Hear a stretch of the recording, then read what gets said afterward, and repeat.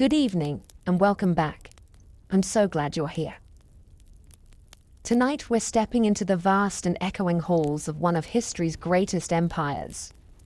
From a humble settlement of shepherds beside the Tiber River to the marble forums of Rome, from legions marching across continents to emperors cloaked in power and paranoia, this is the story of the Roman Empire.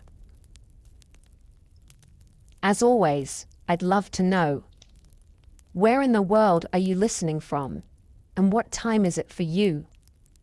Whether you're lying in the dark, eyes heavy with sleep, or quietly escaping into the past, this moment is yours.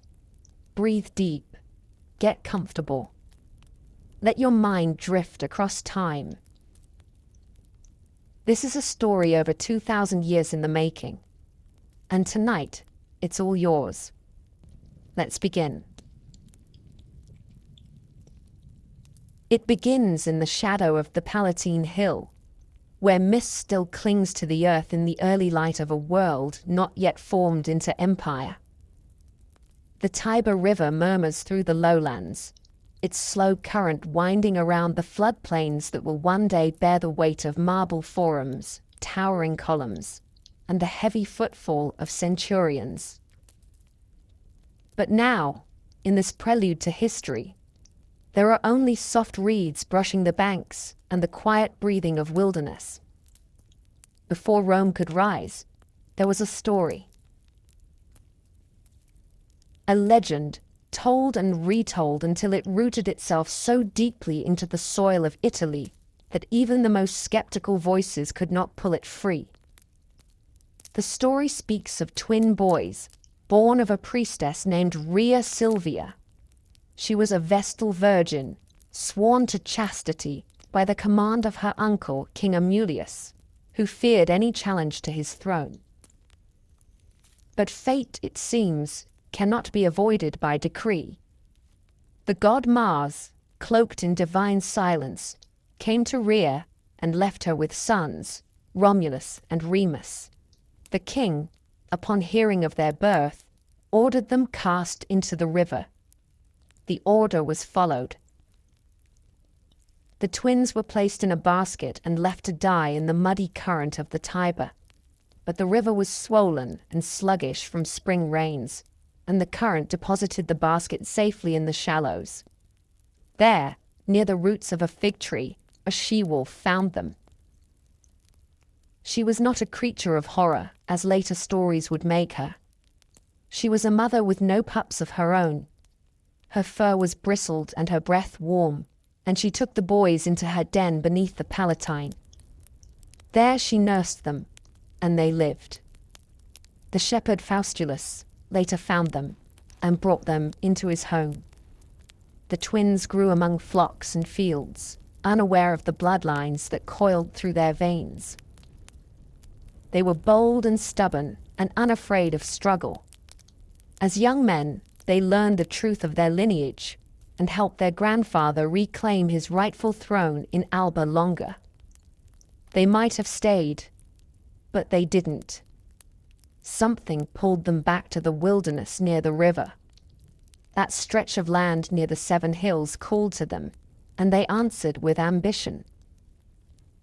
They decided to build a new city. But even in the beginning, Rome was forged in conflict. The twins could not agree on where to lay the first stone, or who would lead. Romulus favored the Palatine Hill. Remus preferred the Aventine. They consulted omens. Romulus saw more birds. Remus claimed he saw them first. The argument ended with blood in the dirt. Remus was killed, whether by Romulus himself or by one of his men, the stories differ. But the result was the same. One brother lived. One brother ruled. The survivor drew a line in the earth, marked the limits of his walls, and began to build. No one could cross the sacred boundary without death, he declared. The message was clear. The city would be defended, even if that meant slaying kin. The date given by tradition was April 21st, 753 years before the birth of Christ.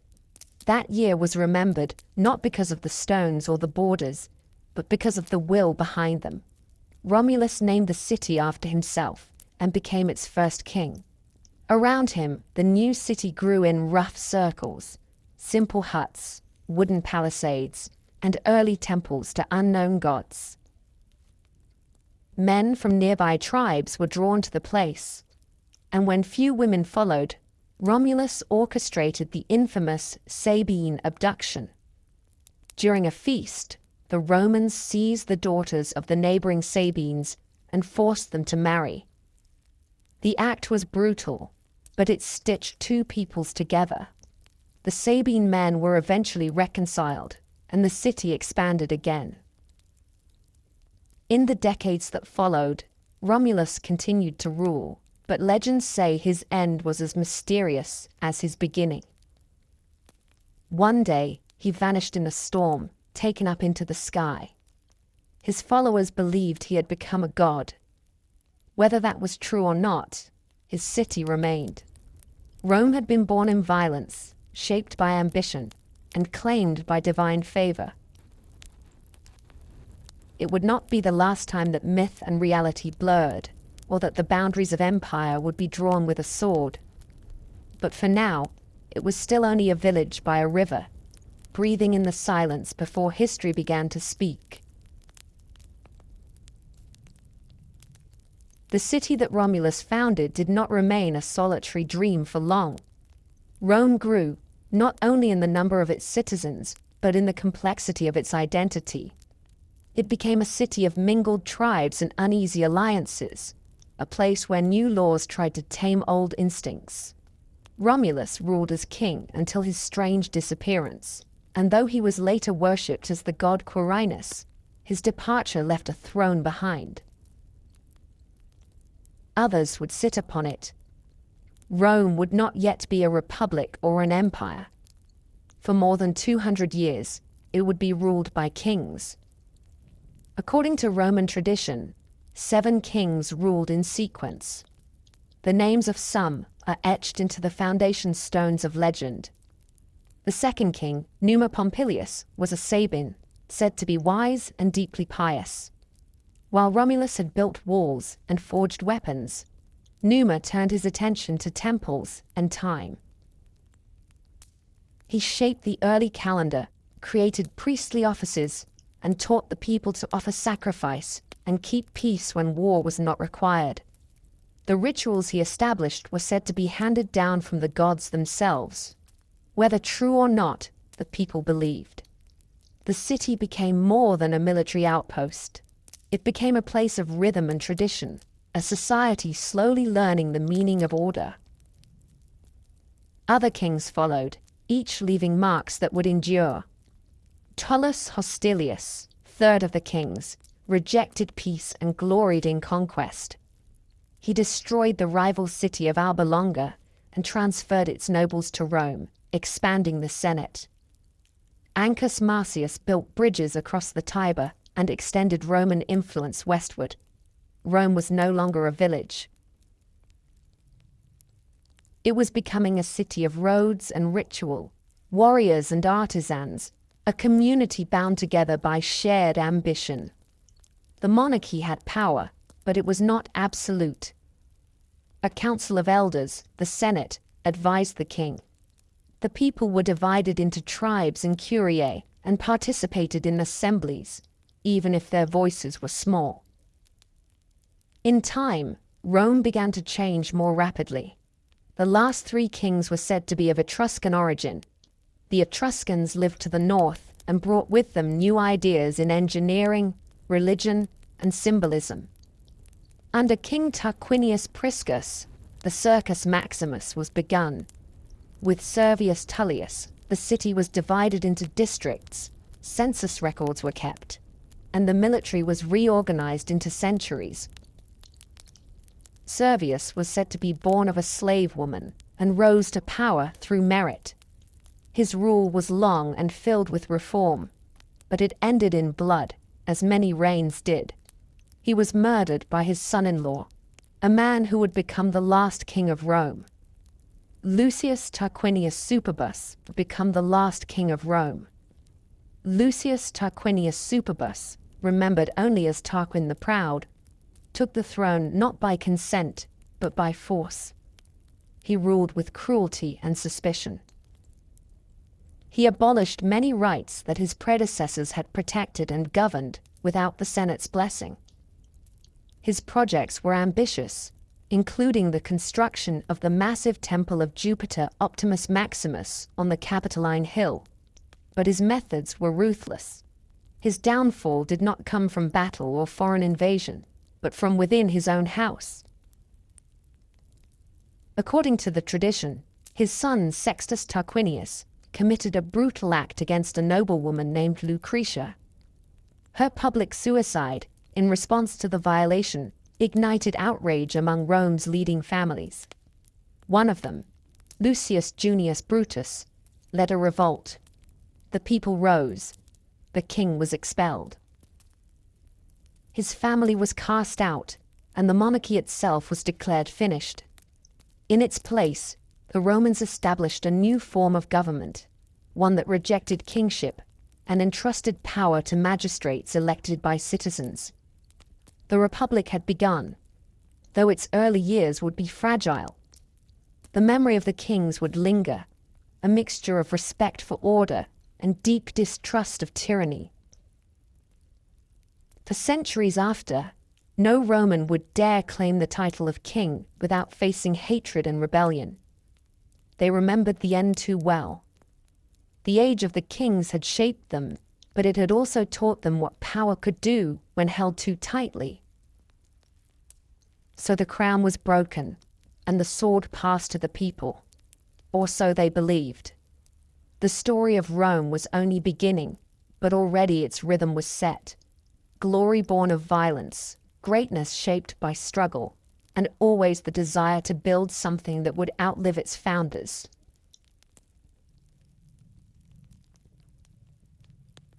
The monarchy had fallen, and in its place rose an idea, fragile and untested, carried more by hope than certainty. It was called a republic, a public thing, a res publica, and it was designed not to honor kings, but to replace them with men who held power only for a moment before giving it back. Where once there had been a single crown, there were now two consuls, elected annually, each with equal authority, their movements shadowed by the silent caution of the other. The Senate remained as an advisory body of Rome's elders, and assemblies were created to give voice to the citizens, though not all voices weighed equally. It was a system that was orderly on parchment, but real power is never so neat, and Rome, now a republic in name, would spend its earliest years struggling to decide what that truly meant. The Republic's greatest enemy in these early decades was not Carthage, not Gaul, not some distant army marching from the east, but the bitter tension that simmered between the patricians and the plebeians. The patricians were the old families, the landowners, the ones whose fathers and grandfathers had advised kings and who now filled the ranks of the Senate, believing it was their birthright to govern. The plebeians were everyone else, the farmers and artisans and soldiers who bled for the city but found themselves barred from holding office, forbidden from marrying into noble families, and locked out of the laws that governed them. These laws were not written, only spoken, guarded like a secret language by the elite.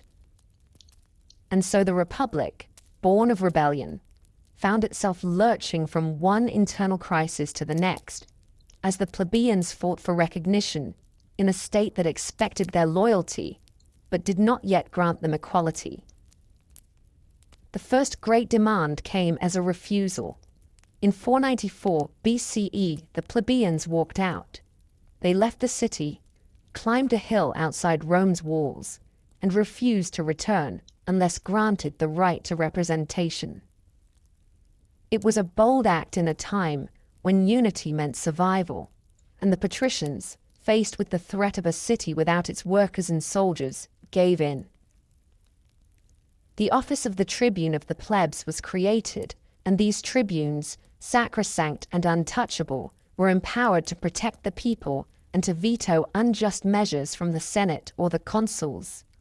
It was a victory, but only the first of many needed. The struggle continued for generations. The plebeians demanded that laws be written down, that justice be visible, that the privileges of the few be balanced by the needs of the many. In time, they won the 12 Tables, Rome's first code of laws, etched into bronze and displayed in the Forum, so that no citizen, high or low, could claim ignorance or be bound by invisible rules. These victories were hard won and never complete. Power, once held, is rarely surrendered without resistance. Patrician families adapted, sometimes giving up small concessions while strengthening their grip elsewhere. The plebeians gained access to new offices, but the path to true parity was long and uneven. Still, the foundations were being laid. Through protest and patience, Rome was shaping itself into a republic not of perfection, but of persistence. It was learning, slowly, that stability must be earned, not inherited, and that greatness does not grow in silence, but in argument, in pressure, and in compromise. Beyond the walls of the city, other challenges pressed in. Rome was not the only city-state on the Italian peninsula. It was one among many, a neighbor to rival tribes and proud peoples who would not easily yield. Rome fought the Latins, battled the Sabines and the Volsci, and learned the brutal rhythms of constant war. In 390 BCE, disaster struck. A Gallic army from the north descended upon the city, and the Roman defenses crumbled. The Senate was slaughtered. The sacred geese of Juno, according to the tale, squawked and shrieked as Gauls climbed the Capitoline Hill under cover of darkness. Rome was sacked, its streets filled with fire and blood, and the survivors paid a ransom in gold to buy the city's freedom. It was a wound that would never fully heal, a humiliation that hardened Roman resolve. From the ashes, the Romans rebuilt. They fortified their walls, reformed their army, and vowed that such shame would never be repeated. The Republic endured. It staggered and adapted, fractured and reformed. In the space of a few generations, it became a city no longer ruled by kings, but not yet ruled by law alone. It was an organism of change, a body politic that grew stronger by breaking and repairing itself, again and again. Its citizens argued, marched, rebelled, and served. The legions were taking shape, the offices were multiplying, and the dream of a republic, still unclear in its final form, continued to pulse beneath the surface of every law, every sword, and every stone laid in the growing city of Rome. The city of Rome did not grow because it was destined to. It grew because it fought. The hills and valleys of the Italian peninsula were not empty, nor were they waiting to be ruled. They were already claimed by old cities and older traditions, by proud mountain tribes, coastal Greeks, and Etruscan kings who had ruled before Rome had even been born. Rome did not conquer Italy in a single sweep, nor did it absorb its neighbors with the ease that later poets would pretend. It fought for every mile, and the story of Rome's rise from a struggling city to the master of all Italy is a slow, bruising record of wars that wore down armies and reshaped identities, each battle leaving behind the foundations of something larger than what had come before. At first, the struggle was for survival. After the Gallic sack in 390 BCE, Rome hardened its borders and began to look beyond them. Its early expansion was not the methodical spread of an empire, but a series of tangled conflicts, retaliations, broken treaties, and territorial skirmishes. The Latin League, made up of cities that had once been Rome's equals, rebelled against Roman dominance. The response was swift and merciless. Rome dismantled the League and replaced it with a new model. Each city would be bound to Rome alone, no longer allied with one another, but tied directly through treaties, obligations, and carefully calculated rewards. This system did not grant equality, but it offered inclusion. Cities that submitted could keep their local governments, their gods, and their festivals. In return, they gave soldiers, they gave loyalty, and over time, they gave in. To the east, the fierce Samnites controlled the rugged mountains of central Italy. Rome and the Samnites would clash again and again in a series of long and exhausting wars.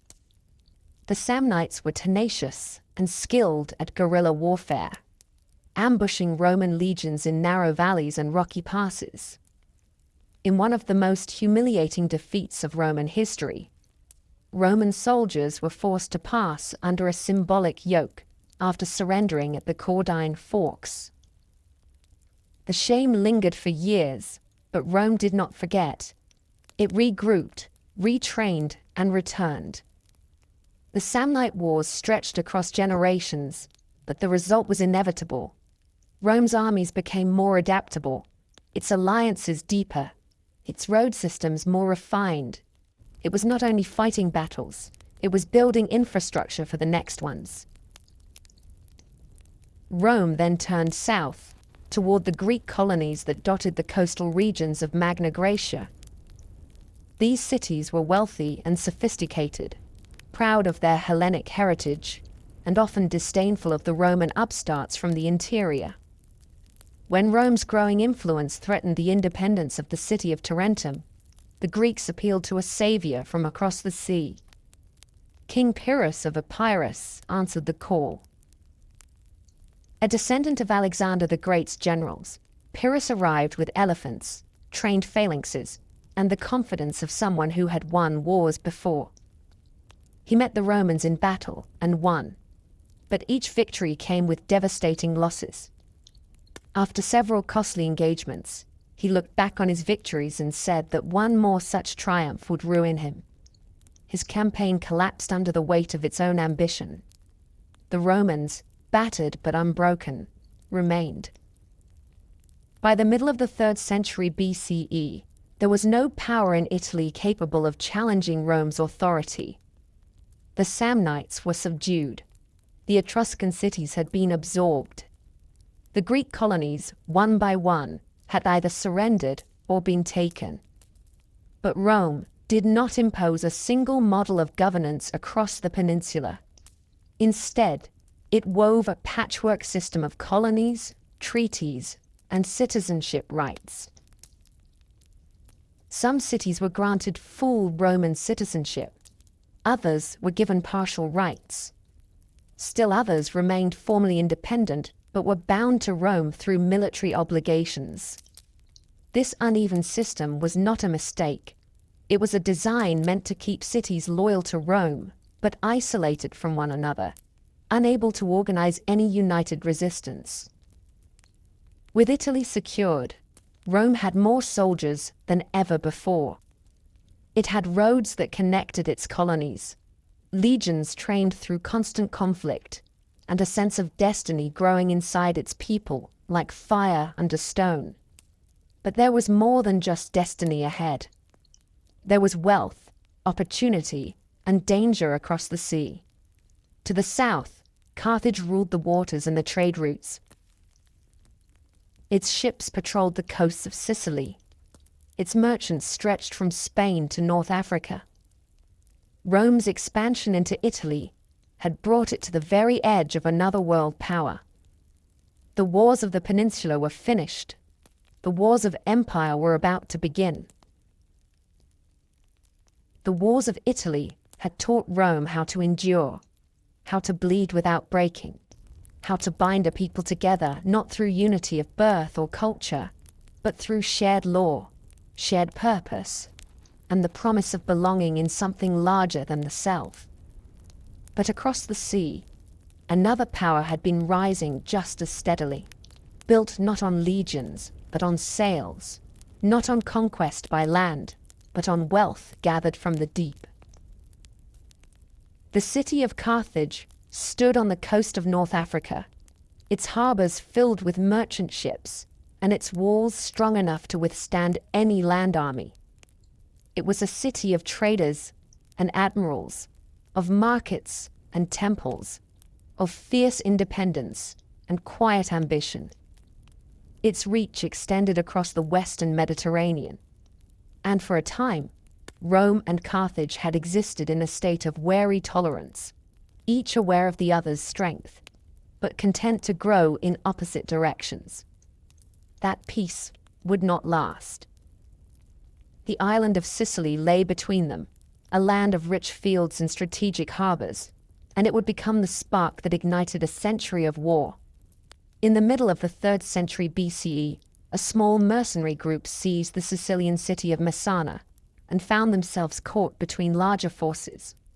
Carthage arrived first, offering to restore order.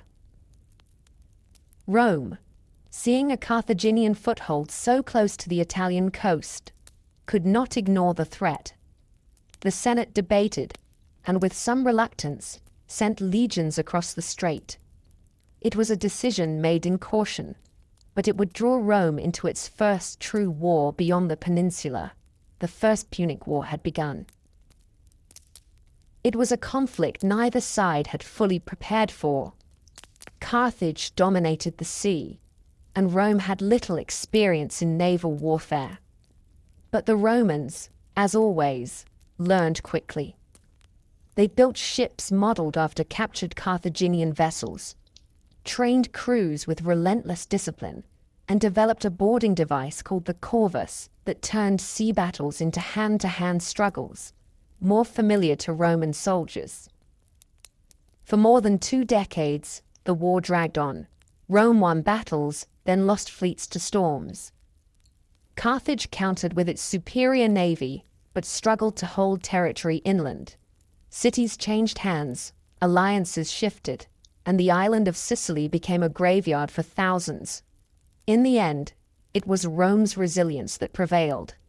In 241 BCE, after a final naval victory at the Battle of the Aegates Islands, Carthage sued for peace.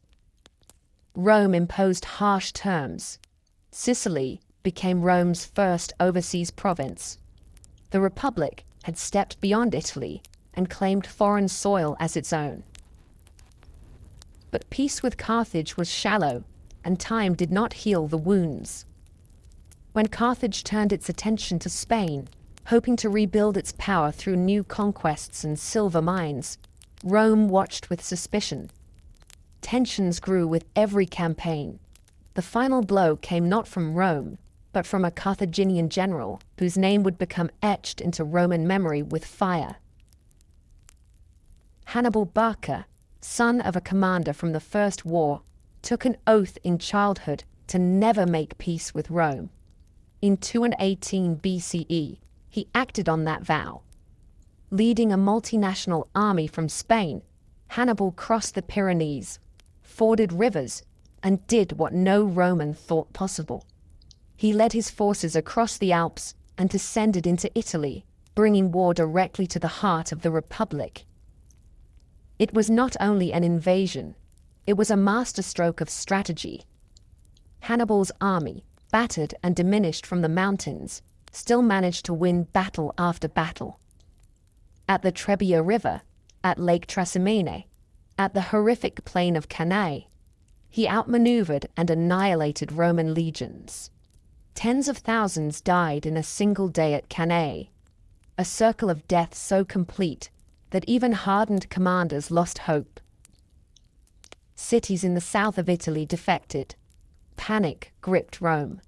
But the Republic did not surrender. It adapted. Under the cautious leadership of Fabius Maximus, Rome avoided open battle and harassed Hannibal's supply lines. Hannibal remained in Italy for more than a decade, undefeated but isolated, a threat that Rome could not crush but refused to bow before. Meanwhile, Rome fought elsewhere. In Spain, young generals rose to prominence. One of them, Publius Cornelius Scipio, proved himself a brilliant commander. He captured New Carthage, drove Carthaginian forces from the Iberian Peninsula, and brought the war to North Africa. In 202 BCE, at the Battle of Zama, Scipio and Hannibal met for the first and only time. It was a reversal of Cannae. This time, it was the Roman strategy that prevailed. Hannibal's elephants were turned against him. His infantry, worn and outnumbered, could not withstand the Roman legions. Carthage was defeated. Hannibal survived, but the war was lost. Rome imposed even harsher terms than before, stripping Carthage of its fleet and its independence in foreign policy. Scipio was given the title Africanus, and Rome stood supreme in the western Mediterranean. The Second Punic War had shaken the Republic to its core, but it had also proven something essential about Roman identity. Victory was not born from brilliance alone. It came from stubbornness, from an ability to endure disaster and keep fighting, from a system that could lose battles, but never lose its will. Rome had not only survived Hannibal, it had learned from him. And that knowledge would shape the next phase of its ascent. Rome had emerged from the Second Punic War, not only victorious, but transformed. It had faced one of the greatest generals in history, lost more men than could be counted, seen its fields burned and its alliances strained to the breaking point, and still it had endured. But the republic that now ruled was no longer the same creature that had once fought for survival in the hills of Latium. It was larger, more confident, and increasingly unafraid of expanding into foreign lands. The wars against Carthage had trained its people to think beyond their own peninsula, and with that shift came a new appetite, not just for defense or survival, but for dominance. The Mediterranean, once a sea divided among competing cultures and rival powers, was now beginning to take on the shape of a Roman lake. The Republic was not yet an empire, but it was behaving like one. The remnants of Carthaginian power still flickered after Zama, but they burned low, and Rome kept a watchful eye on every spark. Carthage had been stripped of its navy, forbidden from waging war without Rome's consent, and crushed under a heavy burden of tribute. Yet it remained a trading city, prosperous in commerce and rich in agriculture. For a generation, it paid its debts faithfully and posed no threat. But prosperity itself became an irritant. There were senators in Rome who believed that Carthage should not be allowed to recover. Chief among them was Cato the Elder, who ended every speech, regardless of topic, with the same grim refrain, that Carthage must be destroyed. In 149 BCE, when Carthage responded with force against an African neighbor in self-defense, Rome seized the opportunity. War was declared once again. The Third Punic War was less a battle than an execution. Rome sent an army not to negotiate but to destroy. Carthage resisted fiercely, withstanding a brutal siege that lasted 3 years. Families starved, fires raged in the streets. When Roman forces finally broke through, they fought house by house, dragging survivors into slavery and killing those who resisted. The city was leveled. According to legend, the land was salted to prevent anything from growing, though that part may be poetic invention. But Carthage was only one part of the Mediterranean story. While it had dominated the West, Greece and the Hellenistic kingdoms ruled the East. Macedonia, the homeland of Alexander the Great, had once controlled a vast empire stretching to the edge of India. After his death, his generals carved up his conquests into competing realms. By the 2nd century BCE, These kingdoms still wielded considerable influence, but they had also grown complacent. Rome, fresh from its victories in the west, turned its gaze eastward. At first, it claimed only to protect allies, but protection soon became interference, and interference led to war. The Macedonian Wars were a series of conflicts that allowed Rome to insert itself deeper into Greek politics with each passing decade. When Macedon resisted Roman pressure, war was declared. When Greek cities rose up in revolt, Rome responded with force. By 146 BCE, the same year that Carthage was destroyed, Rome also crushed Corinth, the heart of Greek commerce. Statues were looted, temples burned. The treasures of Hellenic civilization were packed onto Roman ships and carried west. Greece, once the teacher of Rome in art and philosophy, had become a province. The symmetry of that year was impossible to ignore. In a matter of months, two ancient powers, Carthage in the west and Greece in the east, had been brought to ruin. Rome stood alone. What followed was not a formal declaration of empire, but an imperial reality. Provinces were established in Spain, in North Africa, in Greece, in Asia Minor. Governors were appointed to oversee them, some just and disciplined, others corrupt and greedy. The wealth of the world poured into Rome. Gold, slaves, spices, art, grain. Senators returned from distant campaigns with fortunes unimaginable to their fathers. Villas multiplied along the Italian countryside. The city itself expanded, its population swelling, its buildings rising in marble and ambition. The Forum filled with monuments to victory. Triumphs marched through the streets, celebrating generals who had pushed Rome's frontiers farther than ever before. Yet even as Rome mastered the Mediterranean, cracks had begun to form beneath its foundation. The armies were changing.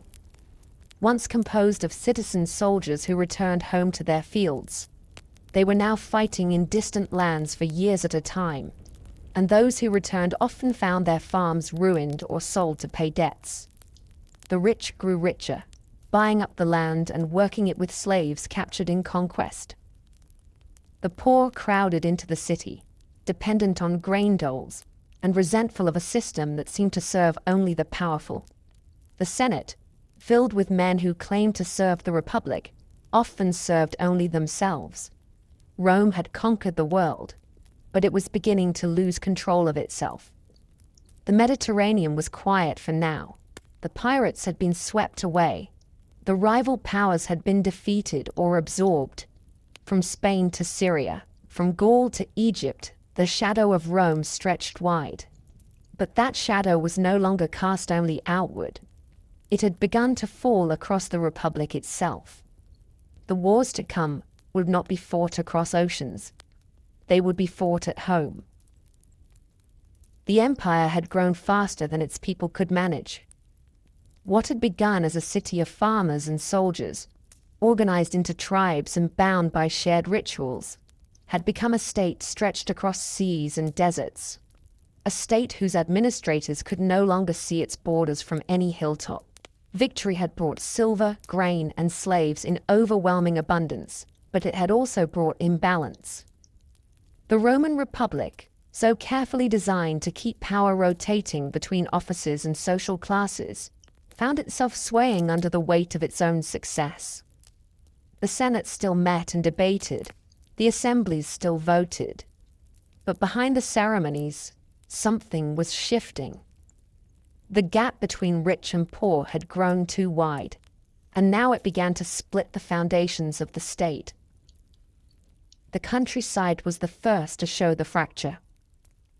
When Roman citizens had gone to fight abroad, they had left behind farms, families, and livelihoods. But while they fought, their land was often seized by creditors or left to decay in their absence. The great estates, owned by aristocrats who had grown wealthy on war plunder, expanded across the Italian hillsides. These latifundia were worked not by citizens, but by slaves, many of them captured during Rome's wars in Greece, Spain, and Africa. The free farmers who had once been the backbone of the Republic returned home to find themselves dispossessed, with no land to till and no future to claim. They poured into the city, forming a restless mass of veterans and laborers who were no longer bound to the old values of the Republic, who now relied on grain distributions and promises from ambitious politicians who claimed to speak in their name. Into this volatile landscape stepped the brothers Tiberius and Gaius Gracchus. Born into a noble family, but raised with a deep sense of duty to the people, the Gracchi believed the Republic could be healed, if only it returned to its roots. In 133 BCE, Tiberius, as tribune of the plebs, proposed a bold land reform. Public land that had been illegally seized by the wealthy would be redistributed to the poor, giving citizens a chance to rebuild their lives. It was a plan rooted in law, but it was met with fury. The Senate, threatened by the loss of property and power, resisted. Tiberius bypassed them. He brought his reforms directly to the people, challenging the norms of Roman politics and igniting outrage among the elite. When he sought re-election to the tribunate, a move seen as dangerously close to monarchy, his enemies acted. He was attacked and killed during a riot on the Capitoline Hill. His body was thrown into the Tiber without ceremony. The message was clear. Rome could tolerate hunger and injustice, but it would not tolerate challenge to its traditions. 10 years later, Gaius Gracchus took up his brother's cause. He was more charismatic, more organized, and even more ambitious. He proposed a wide set of reforms: land distribution, subsidized grain, citizenship rights for Italian allies, and judicial reforms to weaken senatorial control of the courts. His speeches drew massive crowds. His proposals gained momentum. But again, resistance grew. The Senate, now more cautious, did not move against him directly. Instead, it empowered rival tribunes and waited for public opinion to shift. When violence finally erupted between his supporters and the state, the Senate passed the Senatus Consultum Ultimum, a final decree authorizing any force necessary to protect the Republic. Gaius fled. Surrounded on a wooded slope across the river, he asked a slave to take his life before the state could. His head was taken as a trophy. His followers were hunted and executed. Reform had ended in blood once again. The deaths of the Gracchi were more than political defeats. They marked the beginning of a new age in Roman politics, one where violence was no longer a last resort, but a tool of persuasion. The Senate had shown it would kill to preserve its power, and future politicians learned to wield fear just as effectively. New figures emerged: generals who courted the masses, commanders who promised their soldiers not just pay, but land, glory, and security in return for loyalty. One of them was Gaius Marius, a man from humble origins who rose through military achievement. He reformed the army, opening its ranks to the landless poor, who in turn became more loyal to him than to the state. His victories in North Africa and against barbarian invaders from the north made him a hero. His rise to power through repeated consulships made him a warning. The old traditions had said no man should hold such authority for so long.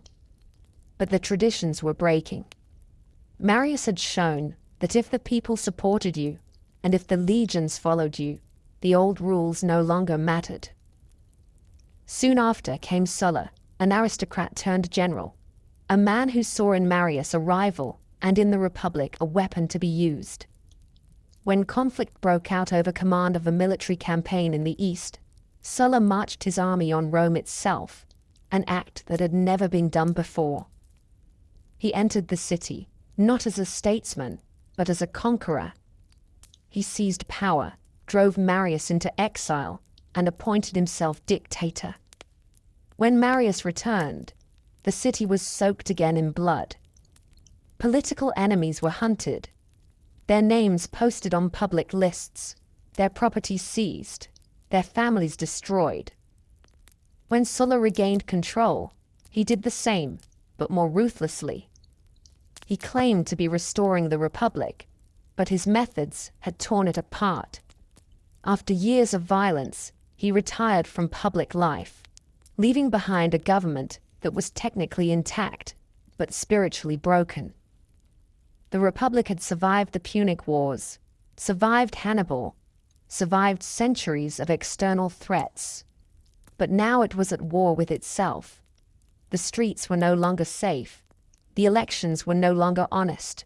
The Senate no longer ruled. It merely reacted. And somewhere, quietly and inevitably, the idea of Rome as a republic, of shared power and citizen governance, was beginning to fade. The people had started to look not to the law, but to the strong. They were looking for someone who could bring order, even if it came with a crown. Amid the broken promises of the Republic and the blood that had soaked the Forum stones, a new figure began to rise. His name had already echoed in Roman ears for generations: Caesar. A name descended from a noble patrician house, a name with claims to ancient gods and royal ancestors. But for most of his early life, Gaius Julius Caesar had little more than a name and ambition. He had grown up in the shadows of political purges, watched his allies fall to Sulla's prescriptions, and learned that power in Rome came not from tradition, but from timing, from influence, and most of all, from risk. He was charming, eloquent, brilliant, and tireless. He studied rhetoric, mastered law, served in the military, and climbed each rung of Roman political life with a calculated hunger that was as deliberate as it was patient. He understood the Republic not as something sacred, but as a game, and he intended to win it. Caesar aligned himself with the populares, the faction that claimed to represent the common people, though many of its champions were themselves aristocrats. He courted the urban poor with promises of reform, entertained the masses with games, and cultivated an image that blended humility with grandeur. But he did not rise alone. Rome was no longer a place where one man could succeed without allies.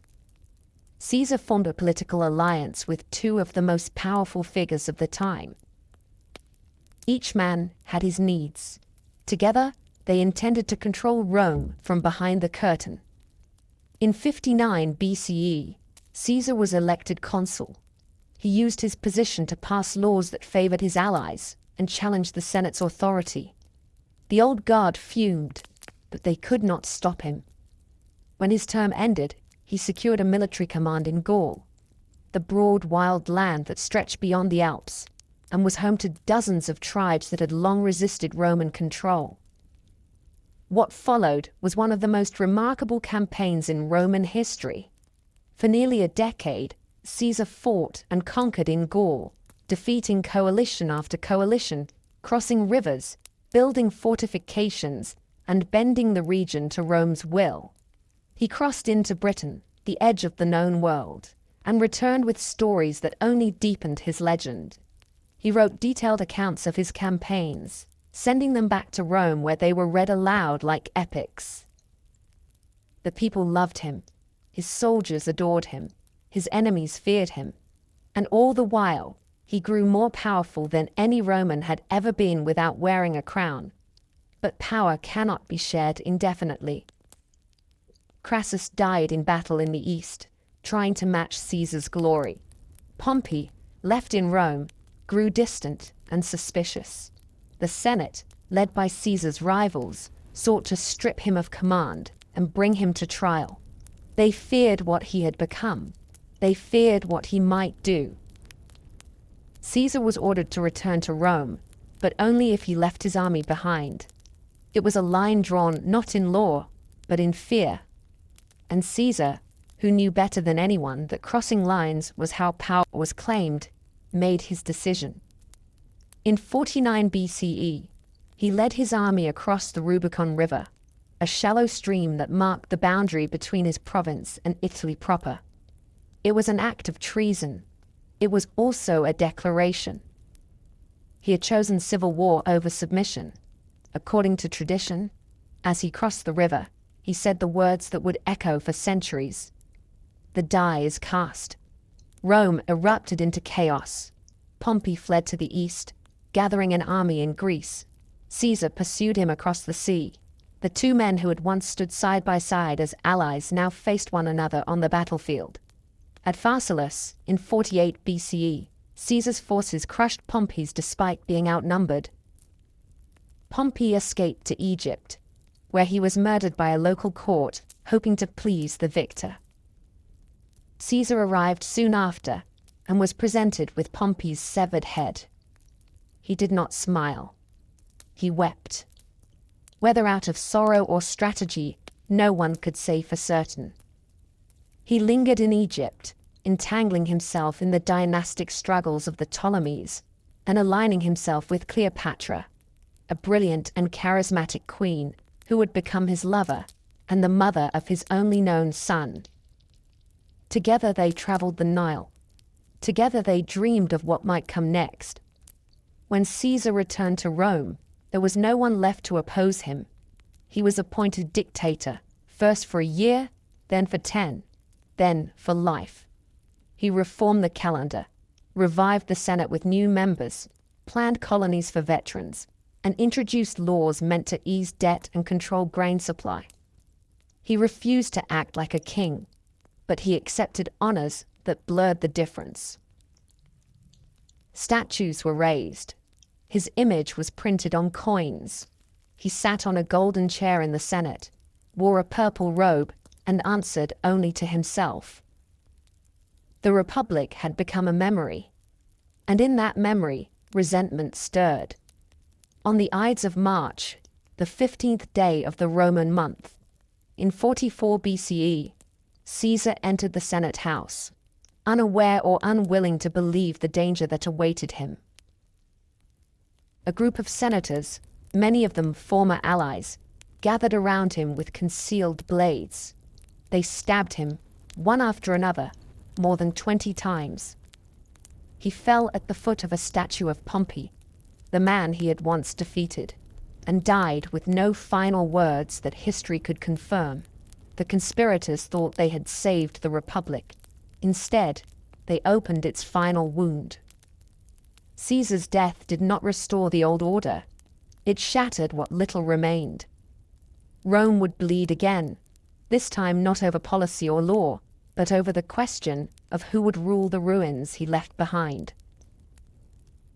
In the weeks that followed Caesar's murder, the streets of Rome filled with murmurs and unease. The conspirators had believed the Republic would spring back to life, but the Republic no longer breathed on its own. It had become a fragile memory, too battered by years of corruption and violence to reassemble itself, simply because a tyrant had fallen. The Senate had no plan beyond Caesar's death. The people, shocked and uncertain, did not cheer. They grieved. They poured into the forum, where Mark Antony, Caesar's loyal general and fellow consul, stood before them with fire in his voice and grief in his eyes. He read Caesar's will aloud. He named Caesar's heir. He showed them the bloodied cloak. And with every word, the crowd shifted from confusion to fury. Rome did not rise to restore the Republic. It rose to avenge Caesar. The man named in Caesar's will as his adopted son and political successor was not a celebrated general or a seasoned senator. He was a teenager. His name was Gaius Octavius, and at the time of Caesar's death, he was in Greece, completing his studies and gathering no particular fame. But when he received the news and the name, he did not hesitate. He crossed the sea, entered Rome with quiet confidence, and began to gather allies. He was young, but not foolish. He did not attack the Senate. He did not shout or boast. He negotiated. He watched. He waited. And when the moment was right, he joined forces with Mark Antony and Marcus Lepidus to form a new ruling alliance, a second triumvirate given legal power by the state to crush the assassins and restore order. Together, they hunted down Brutus and Cassius, the leaders of the conspiracy, and defeated them at the Battle of Philippi in 42 BCE. The men who had tried to save the Republic ended their lives by their own hands on a distant battlefield, far from the city they had hoped to preserve. But no alliance in Rome was built to last. Octavian and Antony soon turned on one another, their rivalry growing more dangerous with every province they claimed. Antony settled in the east, where he fell further under the influence of Cleopatra. Their union was both romantic and political, and it stirred deep suspicion in Rome. Octavian stayed in the west, consolidating his power, portraying himself as the guardian of Roman tradition, and quietly preparing for the inevitable confrontation. The Senate, weary of civil war and hungry for stability, backed the man who promised to defend Roman values. In 31 BCE, the two sides clashed at sea near the promontory of Actium. Octavian's forces prevailed. Antony and Cleopatra retreated to Egypt, where they later died by their own hands, rather than face the humiliation of capture. With their deaths, the last obstacle was removed. Octavian stood alone. But he did not declare himself king. He knew Rome too well. Instead, he accepted honors granted by the Senate, allowed them to crown him with new titles, and claimed only to restore the Republic. In 27 BCE, he took the name Augustus, meaning the revered one. He styled himself as Princeps, the first citizen, a man of the people, a servant of the Senate. Yet in truth, his power was absolute. The Senate acted at his direction. The armies swore loyalty to him. The provinces answered to his governors. And the people, weary of chaos, welcomed him with open arms. He was not the destroyer of the Republic. He was its transformation. Under Augustus, Rome entered a period of remarkable peace and prosperity. It would later be called the Pax Romana, the Roman peace, a time when the frontiers were secured, trade flourished, and cities across the empire blossomed under the protection of Roman law and order. Augustus reformed the tax system, strengthened the borders, built roads and aqueducts, and patronized the arts. He filled the city with marble as he had promised, and made Rome not just a political capital, but the glittering heart of an empire. He reshaped the military into a professional force loyal to the state, not to individual generals. He established the Praetorian Guard to protect his person and maintain security in the capital. He reigned for more than 4 decades, long enough for an entire generation to grow up knowing no ruler but him. But beneath the calm surface, the structure he built remained fragile. His succession was never clearly settled. He had no surviving sons. He adopted relatives, planned for heirs, but watched many of them die before him. In the end, he chose his stepson Tiberius, a capable but brooding man who lacked his charisma. Still, Augustus lived long enough to prepare the transition. When he died in 14 CE, the Senate declared him a god, temples were raised in his name, and the empire he had shaped stood firm. The Republic was gone in all but name, replaced by something new, something more enduring. The people had not resisted. They had accepted the trade. Chaos for order, violence for stability. The vote for a voice that could still be heard, even if it was no longer decisive. Rome had passed from the age of citizens to the age of emperors, and the world, from the dusty hills of Judea to the windswept shores of Britannia, now answered to the will of one man. When Augustus died, he left behind more than a city of marble and an empire of provinces. He left behind a question that no Senate could resolve, and no law could properly answer. Who would rule next? The Republic had always chosen its leaders in theory, but the empire Augustus built could not afford a power vacuum or a contested election. The soldiers needed orders, the governors needed directives, the borders needed defense, and the people, now accustomed to decades of calm, needed a name to place at the top of their prayers and petitions. That name became Tiberius, a man who had not sought power but accepted it out of duty and inheritance. He was the stepson of Augustus, a seasoned general and a man of cautious temperament.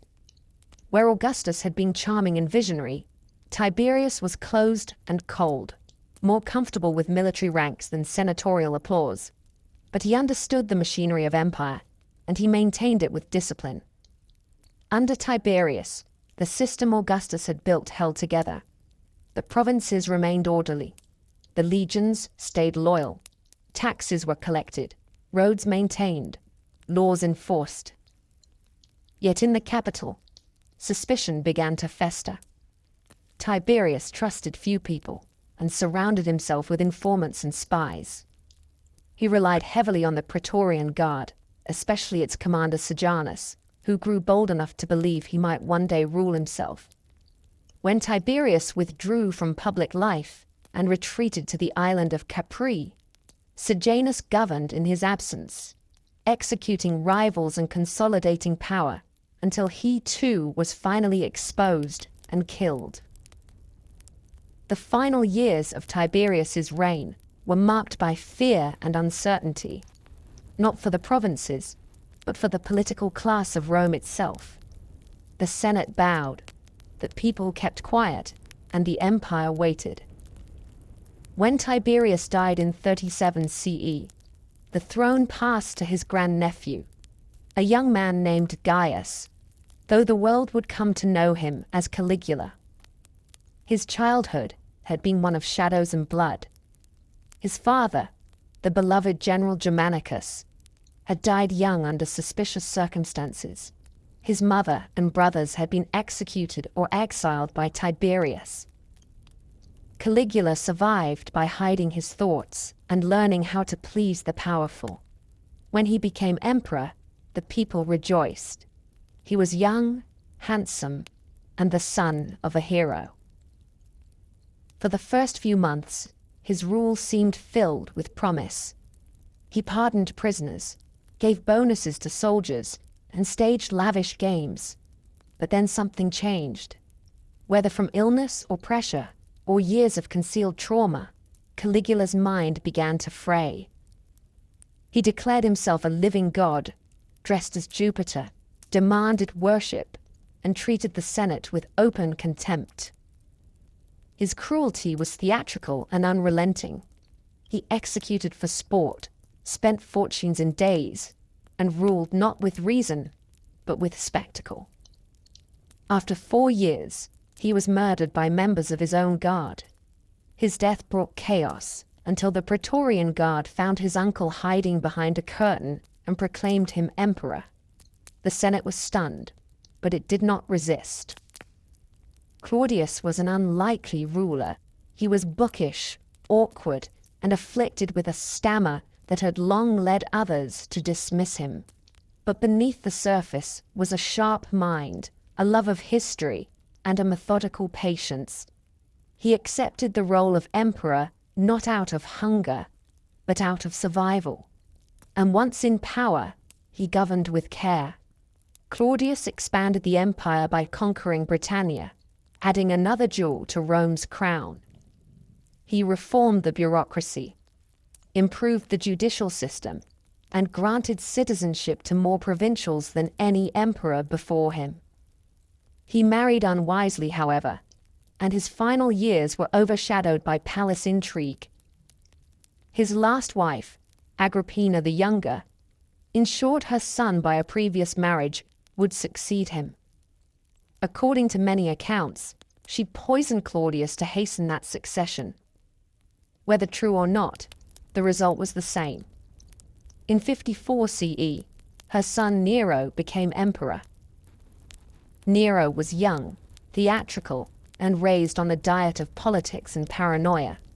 For a time, he ruled under the guidance of wise advisors like Seneca, but that balance soon broke. Nero yearned not to govern, but to perform. He sang on stage, raced chariots, and fancied himself a poet and artist, rather than a statesman. Rome, in his view, was a theatre, and he its star. When a massive fire consumed much of the city in 64 CE, Nero's response was more focused on rebuilding in his own image than on aiding the victims. He constructed a grand palace on the ruins, complete with an artificial lake and a colossal statue of himself. He blamed the fire on the Christians, a small and unpopular sect at the time, and launched a brutal persecution.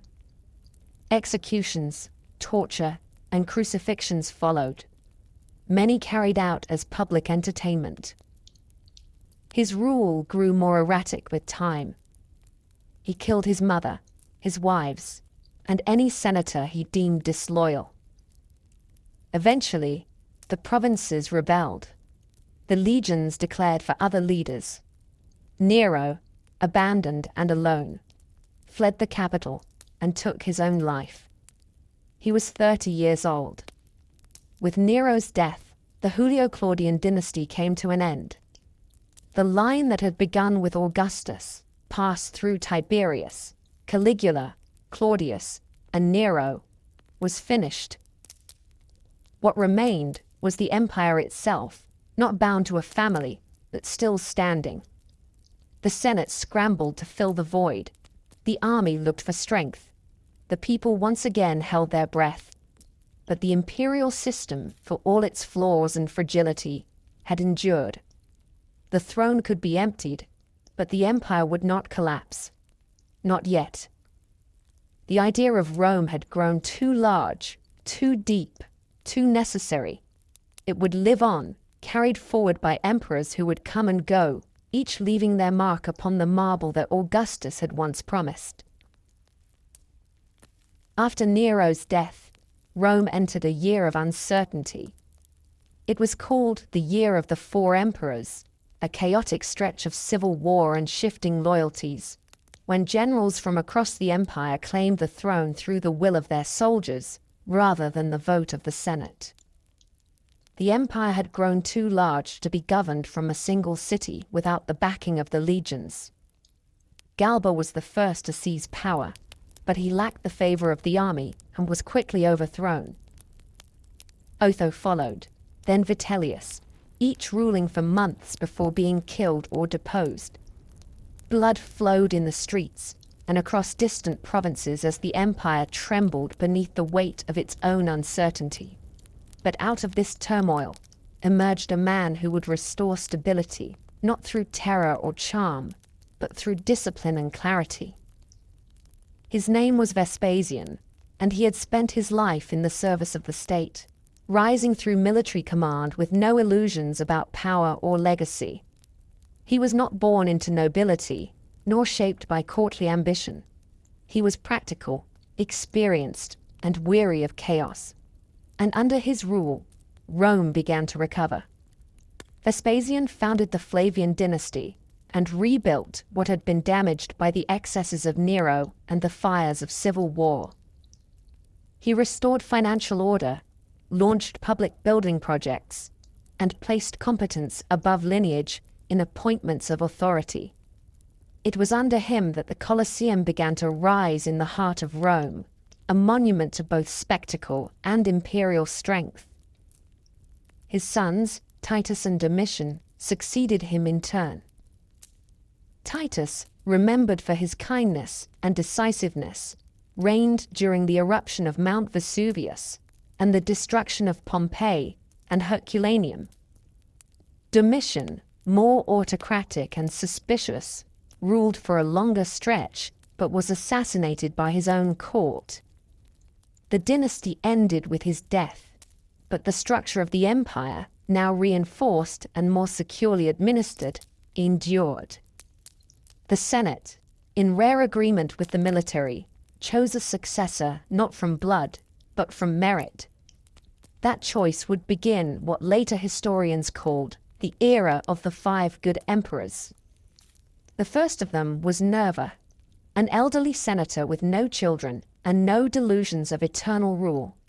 He governed with moderation, restored some senatorial authority, and most importantly, adopted a capable successor.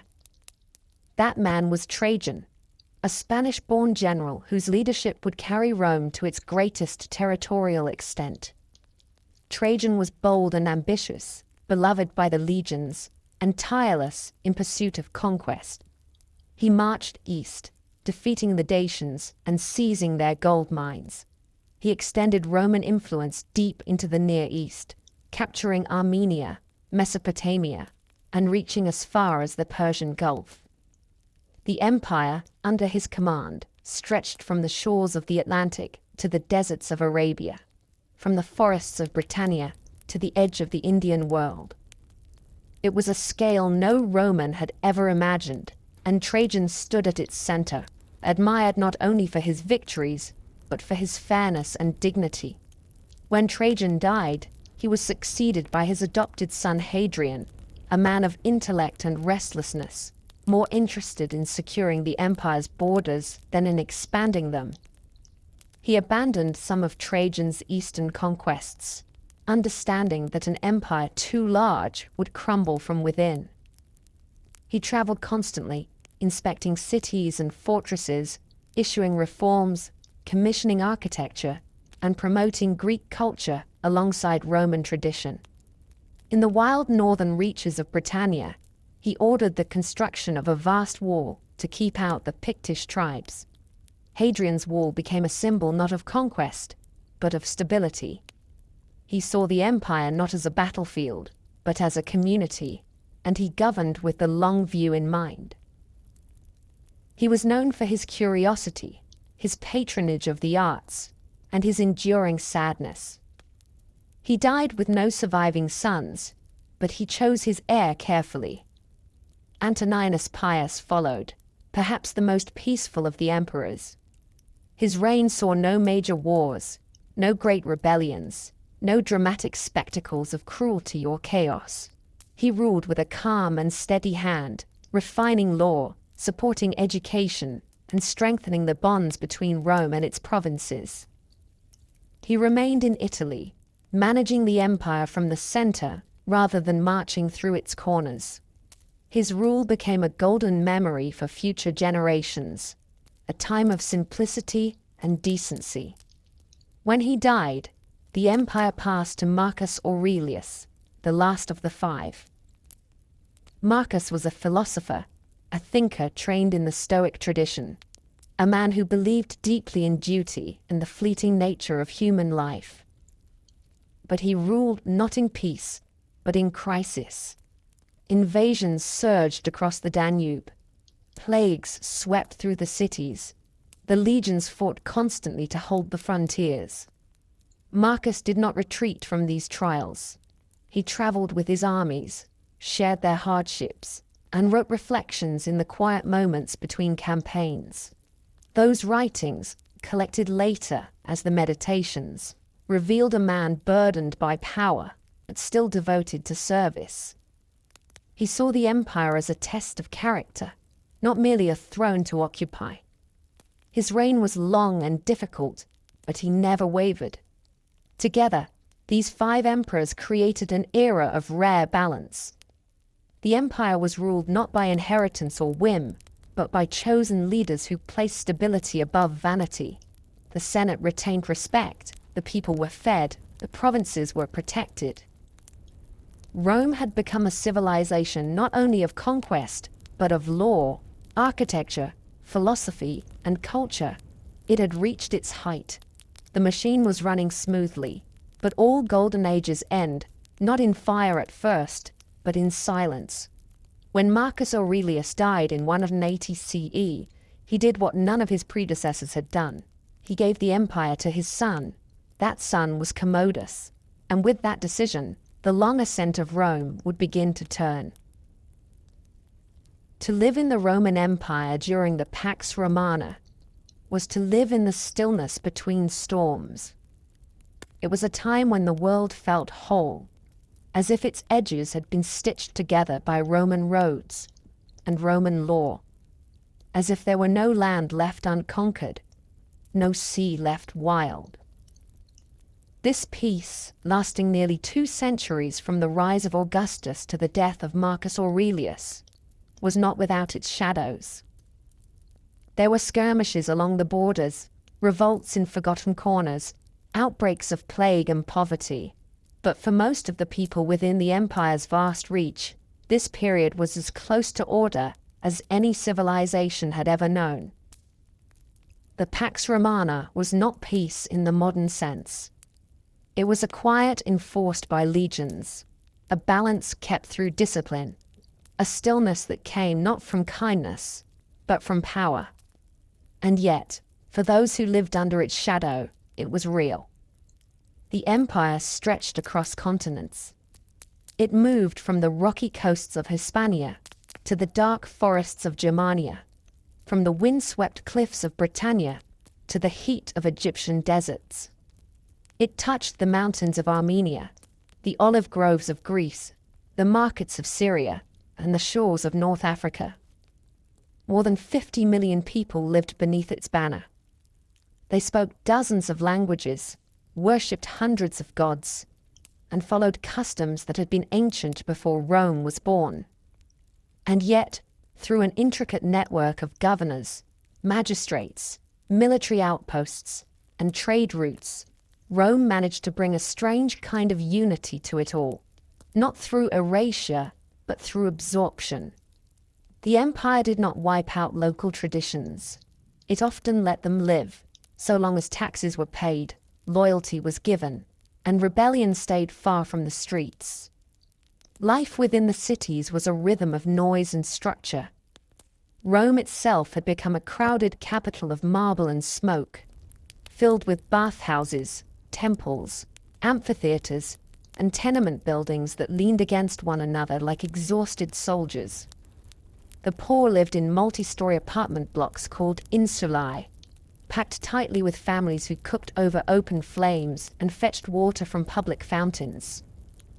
The wealthy lived in sprawling villas, surrounded by mosaics, fountains, and courtyards, their walls covered in frescoes that told stories of gods and heroes.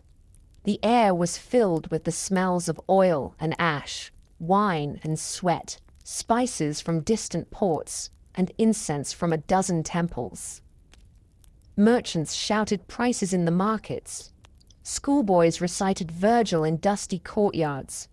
Senators passed through shaded porticos in long robes, their faces etched with the burden of ritual. It was a world of order and ambition, where social rank shaped every glance and gesture. In the provinces, life varied. Some towns looked like miniature Romes, complete with forums and aqueducts, arches and roads paved in stone.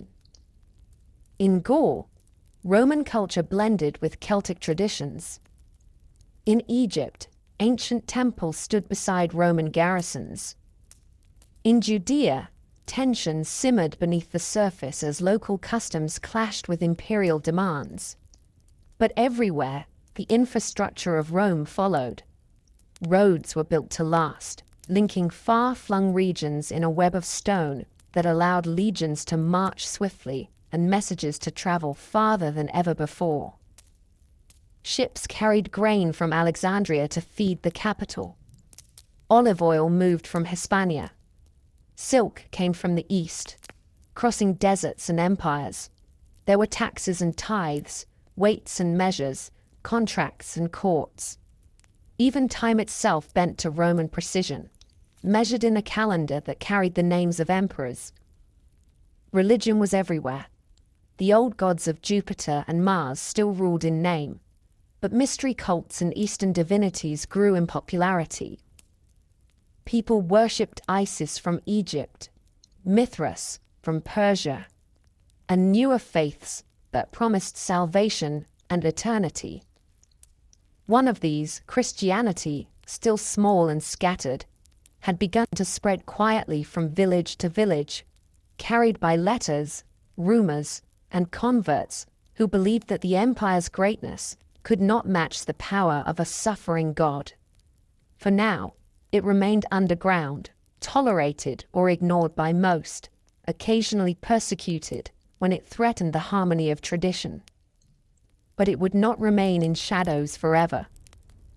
Education flourished in cities. Boys of status were trained in rhetoric, logic, and law, their futures shaped toward public life or legal argument. Girls were mostly educated at home, raised for marriage, though exceptions existed in wealthier families. Literature was read aloud in public squares.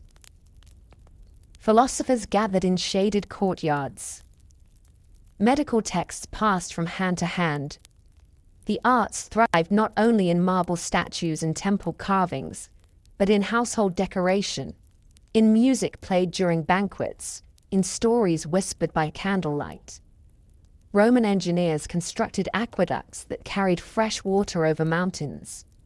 They built bridges and theaters, basilicas and fortresses. Their tools were simple, but their vision was vast. Yet for all the structure, the hierarchy was clear. Most of the empire's people lived not in wealth, but in labor. Farmers worked the land for landlords they rarely met. Artisans struggled to survive in crowded cities. Slaves, numbering in the millions, performed every kind of labor from household chores to mining and education. A slave could be born into bondage, captured in war, or sold by poverty. Freedom was possible, but not guaranteed. The empire was a pyramid of privilege, and the weight of it rested on the backs of many. Still, it worked. It held. It endured longer than any other system of its kind had ever done. For nearly 200 years, through good emperors and bad, through minor wars and minor plagues, the empire functioned.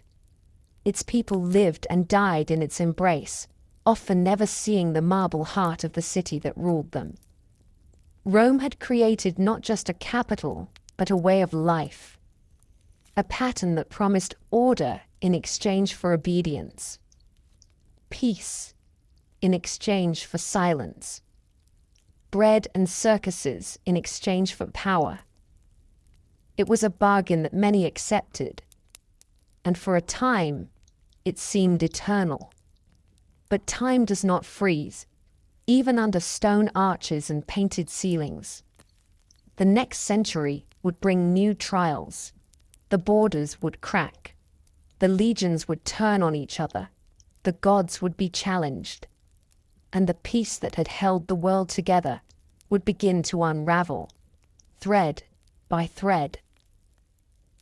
There was no loud collapse. There was no single spark or thunderclap.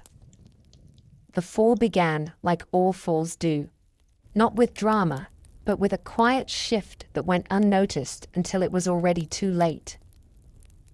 The Roman Empire, once a machine of order, began to slip out of rhythm. It happened slowly at first. A misstep here, a sudden silence there, a sense that something was wrong in the provinces even as the capital continued its rituals and games. Then the cracks widened. The year was 180 CE when Marcus Aurelius died, and with him ended the line of emperors who had ruled with wisdom and restraint. His son Commodus inherited the throne, not through merit or adoption, but through blood, and the consequences of that choice would echo for generations. Commodus was not the worst of men, but he was unprepared to rule an empire. He was raised in privilege, obsessed with his image, and fascinated more by spectacle than by administration. He styled himself a gladiator, fought in the arena, and saw governance as a stage where he alone deserved applause. The Senate grew resentful. The military grew wary, and the empire, for the first time in a long while, felt rudderless. Commodus was eventually assassinated in a palace conspiracy, strangled in his bath by a wrestler while Rome prepared for the new year. His death did not bring order. It opened the gates to chaos. In the decades that followed, the empire unraveled. Between 235 and 284 CE, more than 20 emperors rose and fell, most of them military generals proclaimed by their troops in distant provinces. Few died of old age. Most were killed in battle, murdered by their own men, or executed by rivals. Rome had become a battlefield not of nations, but of ambition. The throne was no longer a symbol of law. It was a prize seized by force and abandoned in blood. Armies turned inward, fighting each other instead of defending the frontiers. Provinces rebelled. Entire regions broke away. In Gaul, a splinter empire declared independence. In the east, the city of Palmyra rose under Queen Zenobia and carved out its own dominion. Rome no longer ruled the world. It was struggling to rule itself. As if internal collapse were not enough, disaster came from beyond. Germanic tribes pushed across the Rhine and Danube. The Sassanid Empire in Persia invaded from the east. Cities were sacked. Legions were routed. For the first time in centuries, the empire's borders were breached not as exceptions, but as patterns. Villages burned. Fortresses fell. The illusion of eternal control shattered. Trade slowed. Coinage devalued. Famine and plague returned. In some cities, the population fell by half. The streets that once rang with marble and voices echoed instead with fear and decay. The people whispered that the gods had turned their backs, that the empire had been punished for pride, that the end had come at last. And yet, the empire did not fall. In the middle of the storm, a few figures rose to hold the line. Among them was Emperor Aurelian, a soldier hardened by the frontier, who marched with relentless energy to restore what had been lost.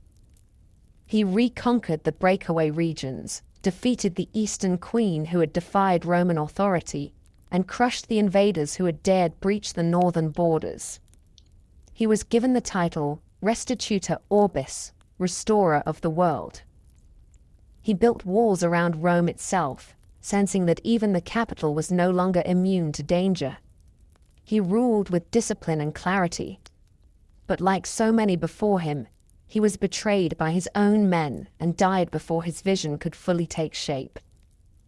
The crisis of the 3rd century was not a single event. It was a long unraveling of confidence, a generation of fear and fire, when the empire seemed to move only from one emergency to the next.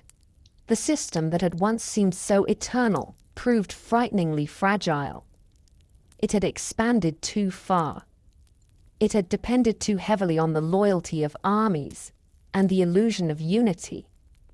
It had failed to create a true succession. But even as the old forms cracked, something new began to stir beneath them. The empire had not died. It had changed. It had bent under pressure, but had not broken. And on the horizon, a new kind of emperor was rising. One who would no longer pretend that the Republic still lived. One who would accept the empire for what it had become and shape it with fire and reform. The Roman world stood at a crossroads. It had survived a storm that should have ended it. But the cost was written across every scarred city wall and every broken coin. The next age would not be a return to the past. It would be something else.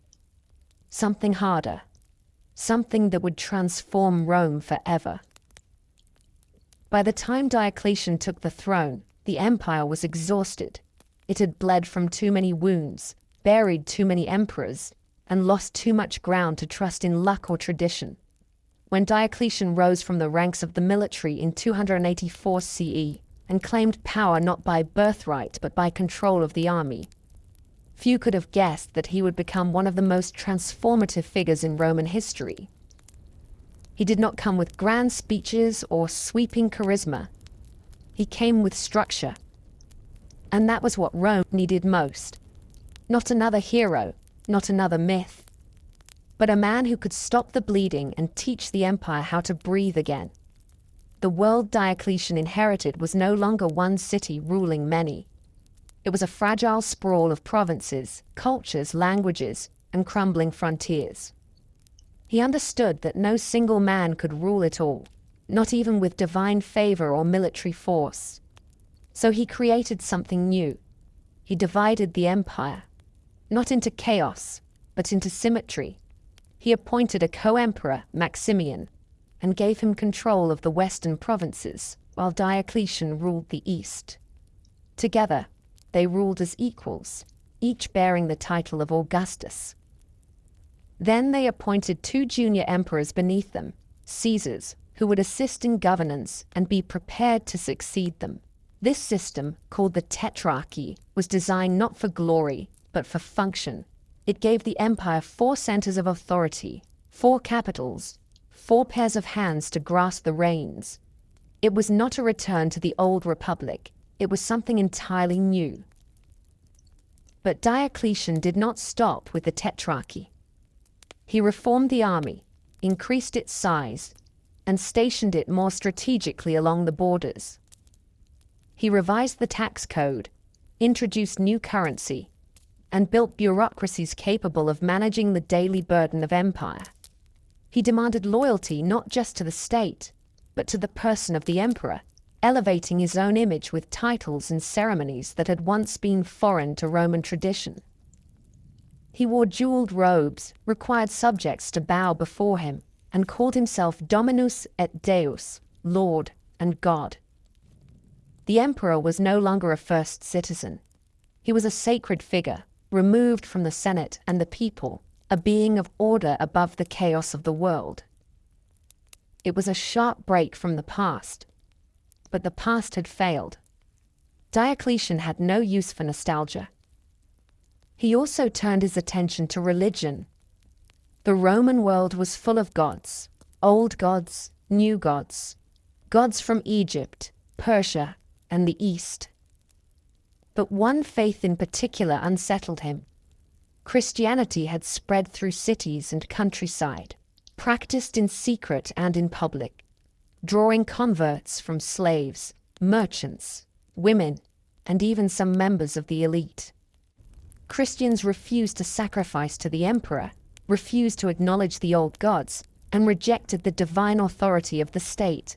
To Diocletian, this was not only heresy, it was rebellion. He launched what would become the last and most brutal persecution of Christians in Roman history. Churches were destroyed, scriptures were burned, believers were arrested, tortured, and executed. The empire burned its own citizens in the name of unity. But the faith did not die. It grew stronger, and Diocletian, in the end, could not stop it.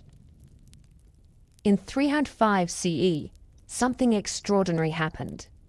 Diocletian voluntarily stepped down from power. He retired to a palace on the Dalmatian coast, tending gardens and living in quiet seclusion, while the empire moved on without him. His co-emperor retired as well, following the design of the Tetrarchy. But the plan began to unravel almost immediately. Ambition returned. Loyalty fractured. The 4-man system collapsed into civil war.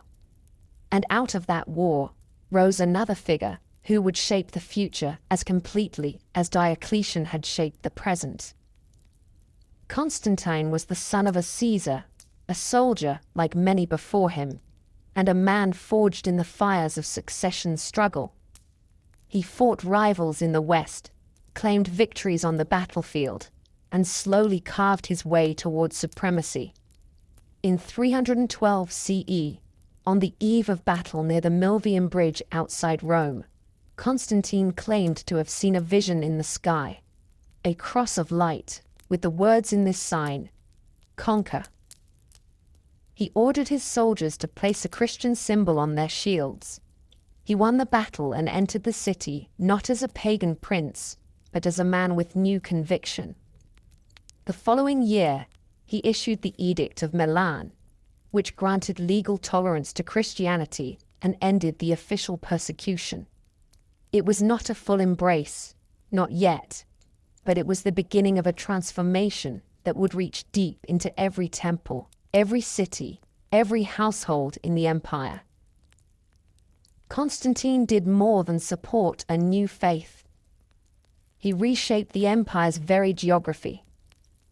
He moved the capital east, away from Rome, away from the Senate, and away from the weight of old institutions. He chose the site of the ancient Greek city Byzantium, strategically perched on the Bosphorus, and rebuilt it into a new imperial center. He filled it with palaces, churches, forums, and walls. He named it Constantinople.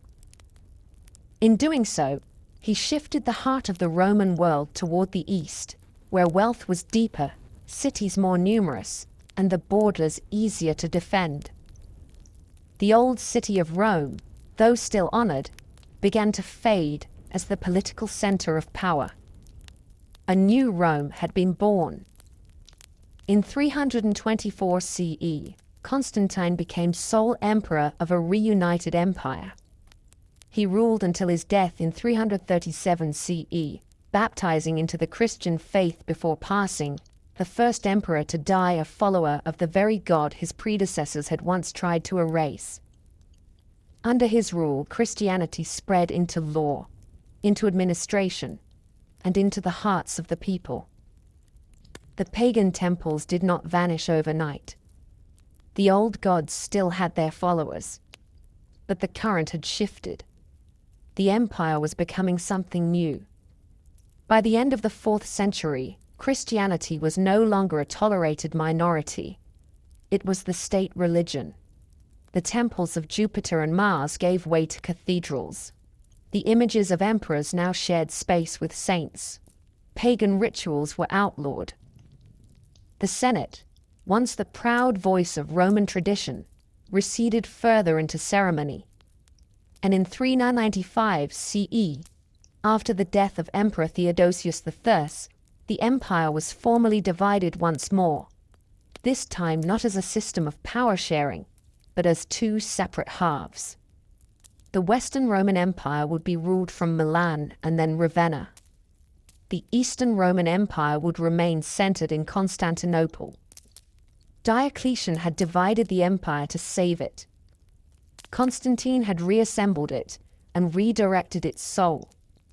Together, they had rewritten the nature of Roman rule, moving it from a republic to a monarchy, from polytheism to Christianity, from Rome to Constantinople.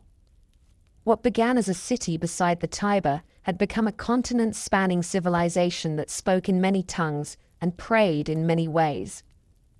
But even as the East began to flourish, the West would soon begin to fade. In the closing years of the 4th century, the western half of the Roman Empire stood like a weary giant, still impressive in name, still cloaked in tradition and memory, but weakened at the core. It remained grand in appearance, with its bishops and bureaucrats, its marble palaces and senatorial titles. But the strength that had once allowed it to conquer the known world was draining from its limbs. The emperors in the West wore the purple robe, but their authority was stretched thin. They relied more and more on military commanders to enforce policy, and those commanders, increasingly, were not Romans by blood or heritage. They came from beyond the frontier, born in the forests of Germania or along the steppes of Scythia, men raised in tribes once hunted by Rome, who now fought within her armies, rose through her ranks, and shaped her future. The word barbarian had long been used by Romans to describe those who lived beyond the boundaries of their world, those who did not speak Latin or Greek, those who did not worship Jupiter or follow Roman law. It was a word of distance and disdain. But the reality was far more complex.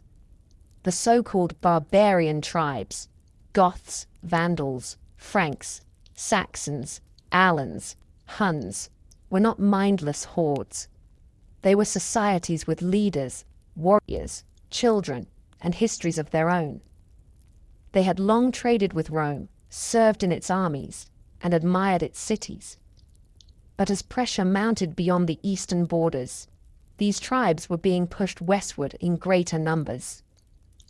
The Huns, fierce riders from the central plains of Eurasia, began a slow advance, displacing everyone in their path.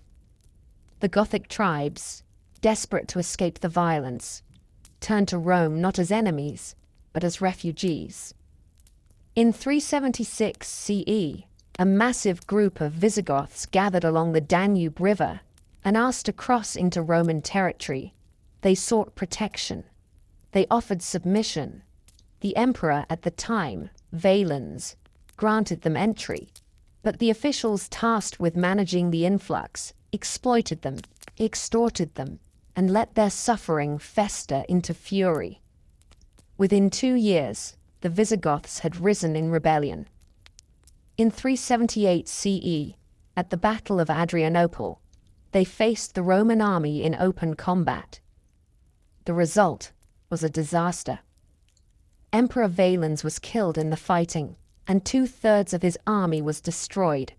It was one of the most devastating defeats in Roman military history, not simply for the numbers lost, but for what it revealed. Rome could no longer control its borders. The legions, once the envy of the world, had been broken by men who had once begged to serve under their banner. The aftermath did not bring order. It brought uneasy arrangements and cycles of violence. The Visigoths were not driven out. Instead, they remained inside the empire, sometimes allies, sometimes threats, often moving in search of land and recognition. They were led by Alaric, a chieftain of deep ambition and skill, who had once served Rome and now turned against it. He wanted what so many others wanted: a place in the Roman system, a homeland for his people, legitimacy in the eyes of an empire that still claimed to be eternal. But he was denied, pushed aside by Roman officials who could not see past the old idea of Roman supremacy. And so he marched. In the year 410 CE, Alaric led his army to the gates of Rome itself. It had been over 800 years since the city had last been taken by foreign hands. Its walls had stood through centuries of war and peace. Its name had become synonymous with power and destiny. But now the unthinkable happened. The gates opened. The Visigoths entered. For 3 days, they moved through the city, looting treasures, taking what they could carry, but leaving much intact. They did not burn the city. They did not destroy it. But they shattered its illusion. The sack of Rome sent shockwaves through the world. To many, it felt like the end of everything. If Rome could fall, what else could stand? In truth, Rome had already been falling for some time. The capital of the Western Empire had been moved to Ravenna, a city better defended by marsh and sea. The Senate had become little more than a ceremonial body. Real power was held by generals, many of them non-Roman, who commanded armies that were loyal more to coin than to any idea of Roman identity. One of these generals was Stilicho, a man of Vandal origin, who fought to hold the empire together but was executed by the very court he served. Others would rise and fall in similar fashion, caught in webs of intrigue and betrayal. As the decades passed, more tribes crossed into Roman lands. The Vandals moved through Gaul, into Spain, and finally into North Africa, seizing Carthage and cutting off Rome's grain supply. The Franks settled in northern Gaul. The Huns, under the terrifying leadership of Attila, invaded from the east, threatening both halves of the empire. In 452 CE, Attila marched on Rome, but a delegation led by Pope Leo I convinced him to withdraw, though the reasons remain mysterious. Some said it was diplomacy. Others believed it was disease, famine, or superstition. Whatever the cause, Rome was spared again, but not for long. By the middle of the 5th century, the Western Empire was no longer a sovereign force. It was a mosaic of failing provinces, abandoned garrisons, and shifting loyalties. The emperors themselves were often puppets, installed and removed by military strongmen who ruled behind the curtain. The line of Augustus had thinned to boys and ghosts, and though the Eastern Empire continued to grow stronger from its seat in Constantinople, the West had begun its final descent. What once had been the center of the world now waited quietly, hollowed out and dimming, as new powers circled like wolves beyond the trees. By the final decades of the 5th century, the Western Roman Empire had become a memory still walking in human shape. It had all the markings of power: imperial titles, marble halls, ancient rituals, but little of the substance that had once made Rome the master of the known world. The armies no longer marched at the call of the Senate. The laws passed in Ravenna echoed softly, but were rarely obeyed outside its walls. The emperor still wore the purple robe, but that robe was now threadbare, passed from hand to hand by men who knew that the real decisions were made by warlords with swords and private loyalties. The Western Empire had become a stage where the final act was being drawn out with pageantry and silence, even as the world changed around it. By this time, the once vast territories of the West had splintered into new kingdoms, ruled by foreign generals who no longer pretended to be subjects of Rome. In Gaul, the Franks and Burgundians had carved out permanent settlements. In Spain, the Visigoths governed their own court and territory. In North Africa, the Vandals had claimed Carthage, ruled the sea routes, and even sacked Rome again in 455 CE, this time leaving devastation and bitterness that would linger in the memory far longer than the actual damage. These new kingdoms still spoke of Rome with a kind of inherited reverence, but they no longer answered to it. The empire existed in name, but its borders no longer held. The world had changed, and the empire had failed to change with it. Within Italy, a new figure had risen, not from the ancient senatorial families, not from the bloodline of Augustus, but from the ranks of the barbarian elite. His name was Odoacer, a commander of Germanic descent, who had fought in Roman service and understood the structures of power better than most born to it. In 476 CE, the Western emperor was a young boy named Romulus Augustulus, placed on the throne as a puppet by his father, who acted as the real authority behind him. The name itself was heavy with symbolism. Romulus, like the mythical founder of Rome, and Augustus, like the first emperor. But the boy was no founder. He was no ruler. He was a figurehead caught in a tide he could not stop. Odoacer gathered his forces and marched to Ravenna. He did not come with legions of conquest. He did not burn cities or demand tribute. He simply removed the last emperor and informed the Eastern court in Constantinople that no new emperor would be appointed. There was no need for two emperors, he said. The West would now be governed by kings. The imperial regalia, crown, purple robe, scepter, was sent east as a gesture of respect, or perhaps of finality. And with that quiet act, the Western Roman Empire came to an end. There was no final battle. There was no public funeral. The Senate still met. Some cities still followed Roman law. The bishops still spoke in Latin. But the idea of Rome as a single power, stretching from ocean to ocean, had ended. What remained was a patchwork of kingdoms and cultures, each carrying pieces of the Roman legacy into a future that would no longer be called Roman. The Eastern Empire, centered in Constantinople, would endure for nearly 1,000 more years. But the West, the Rome of Caesar and Cicero, of Augustus and Marcus Aurelius, of marble triumphs and iron law, had passed into history. For those who lived through it, the fall did not feel like a single moment. It felt like a dimming, like a city where the lights slowly faded one by one until only shadows remained. Farmers still plowed their fields. Traders still crossed old roads. Churches still rang their bells. But the world had shifted.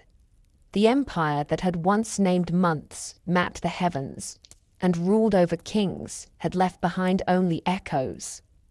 And in those echoes, a new Europe would be born. When the Western Roman Empire came to its quiet end in the 5th century, the world did not suddenly turn its face from Rome. In the East, the empire still stood. Its roads still hummed with trade. Its courts still issued law. Its armies still marched in formation. The old capital on the Tiber had grown brittle, but the new capital on the Bosporus was only just beginning to stretch into its full strength. This city, founded by Constantine and named in his honor, had grown into a fortress of stone and gold, surrounded by sea walls and guarded by layers of battlements that seemed to rise from the sea like the ramparts of myth. Constantinople was not a copy of old Rome. It was something different, shaped by centuries of Greek thought, Eastern influence, and Christian belief. It stood at the crossroads of worlds, where Asia met Europe, and it carried the Roman name with pride long after the city of Rome itself had become a relic. The people of this Eastern Empire never called themselves Byzantine. That name would come much later, created by historians to draw a line between the old and the new. But they did not see such a line. They called themselves Romans. Their empire was the Roman Empire. Their emperor was the successor of Augustus and Trajan, of Constantine and Theodosius. They wrote in Greek instead of Latin, prayed in churches instead of temples, and dressed their emperors in robes embroidered with crosses rather than eagles.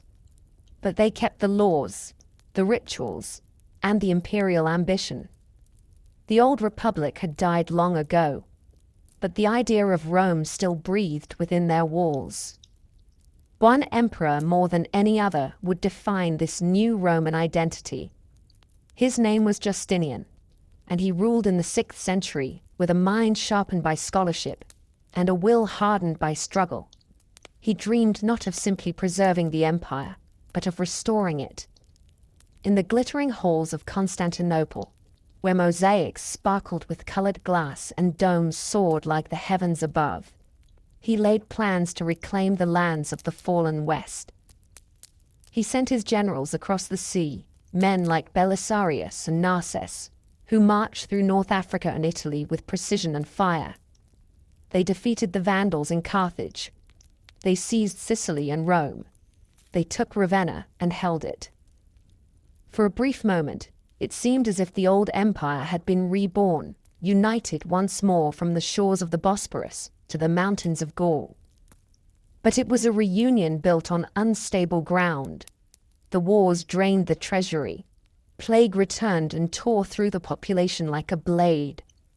The enemies who had once been scattered now circled again, sharper and more determined. Even as Justinian rebuilt the church of Hagia Sophia into a masterpiece of light and geometry, even as he codified Roman law into the Corpus Juris Civilis, a collection that would shape legal systems for centuries to come, his empire was beginning to contract. It had reached its fingers too far and too quickly. When he died, the dream of full restoration faded with him. Still, what remained was strong. The Eastern Empire adapted. It shrank when it had to. It fortified its cities and restructured its armies.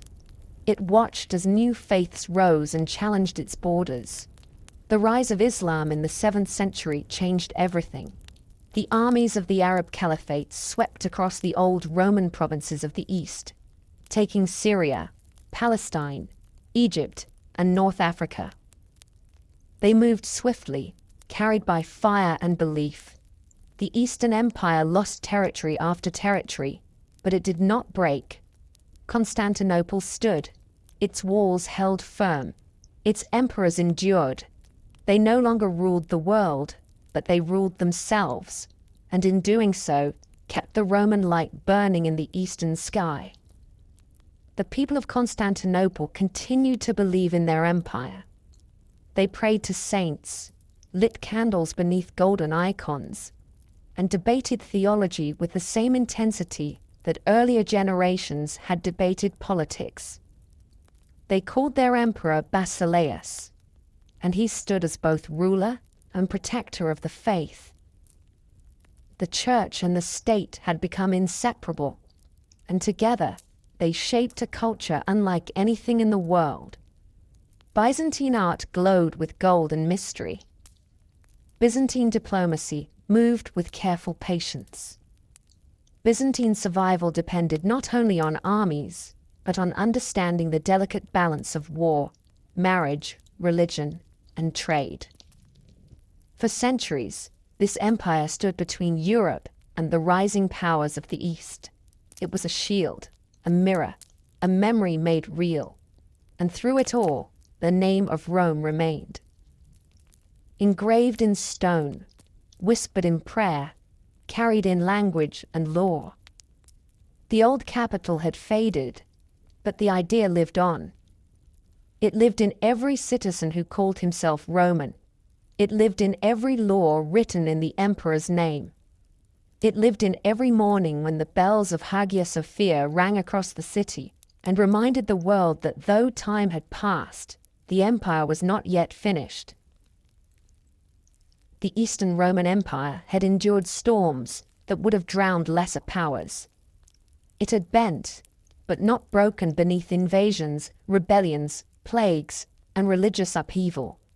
Its people had watched the world change around them, watched kingdoms rise and fall, watched the map of Europe shift like sand in the wind. But still, they called themselves Romans.